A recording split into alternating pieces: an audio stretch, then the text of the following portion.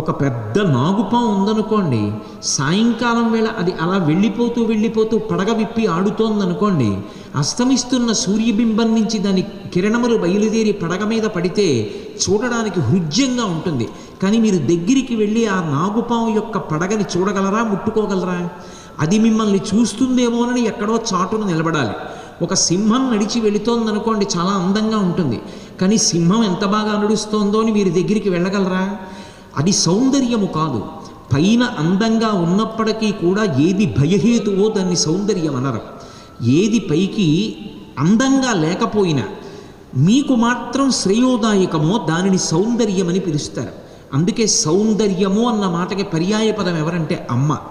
అమ్మ ఎంత కాలం అయిపోనివ్వండి, బిడ్డని కన్న దగ్గర నుంచి తన శరీరం విడిచిపెట్టేసే వరకు బిడ్డ యొక్క శ్రేయస్సు కోరుతుంది తప్ప తన